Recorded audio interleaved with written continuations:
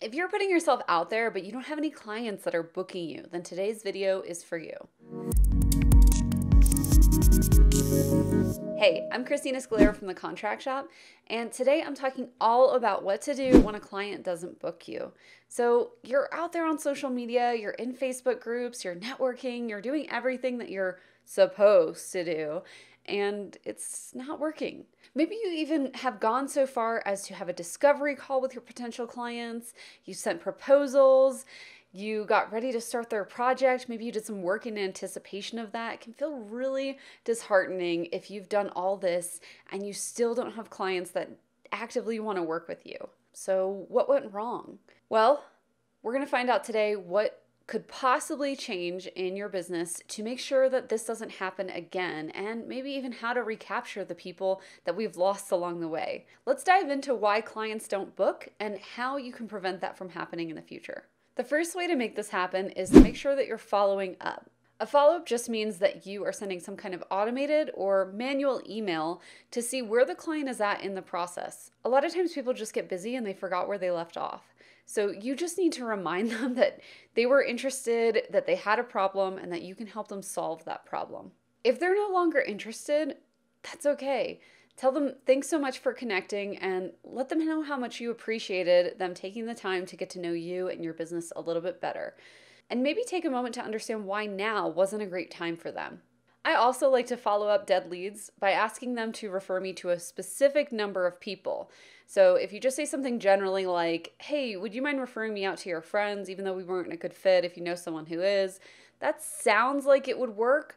But in reality, psychologically speaking, if you put a number on it, it's a lot more likely to be effective. They feel like they've promised something and they put a task on their to-do list.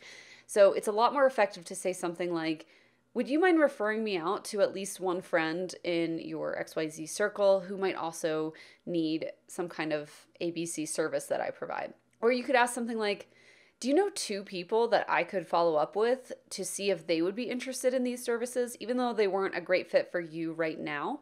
Remind them how much you would appreciate them sharing your business, and there's no shame in telling them that you're getting started or that you're low on clients right now and you're really looking for some work.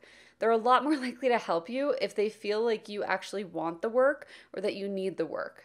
Next up, you can actually ask them why they decided not to work with you.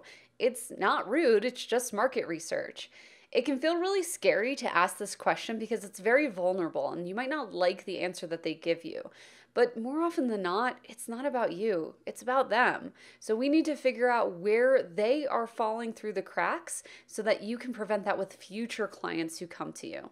I actually really like to use these answers in future sales emails and calls. I'll actually call out the objections on sales pages and on potential client calls, like discovery calls, before the client even has a chance to bring them up. And it actually helps the client to think that I'm reading their mind, which just makes me look like more of a professional because I've anticipated their needs. For example, if a lot of people are coming to you in a time of need, but then they're kind of falling through the cracks, you can ask them, and if they're saying things like, it was just too big of a project for me to take on with everything else going on in my life, you can actually remind them how much this project is going to streamline their life so that they have less on their plate afterwards and that they can focus on more of the things that they enjoy.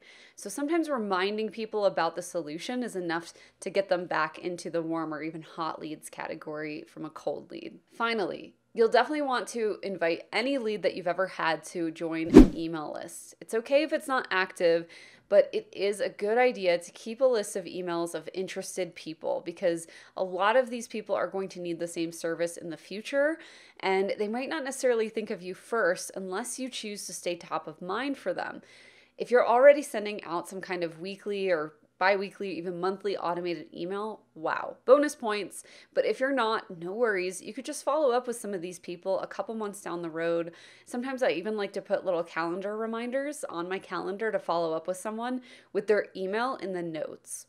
I love automated newsletters that are coming to these potential clients all the time though, because it really keeps you top of mind and it keeps them interested in building that relationship with you so that when they do need your services again, they're going to need you, right?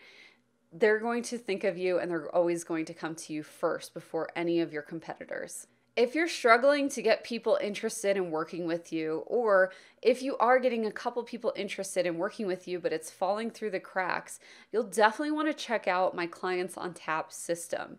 Before you ask how much it is, I'm already going to tell you it's free. It's available at thecontractshop.com/clients. You'll want to get it because we're not sure how long we're going to do this for. It's actually a program I've offered before at $300. We had a lot of people, many dozens of people who went through this program back when it was a paid course. And right now, because of everything that's going on in the world, we've decided to offer it for free to help you out. So just go to thecontractshop.com/clients, and we're going to give you more details on how you can stand out in a saturated market, how you can book these clients who are falling through the cracks, and we're going to give you even more details and strategies surrounding some of the tips and tactics I've discussed today. Inside, you'll learn how to show off what makes your business unique and how to find even more new and interesting ways to connect with people who might be interested in your services.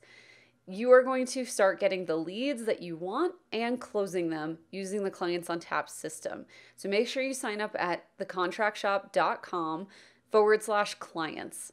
As always, please like and subscribe to this video if you enjoyed it. Leave a comment below. We read all of them, and we greatly appreciate you taking the time to watch this today.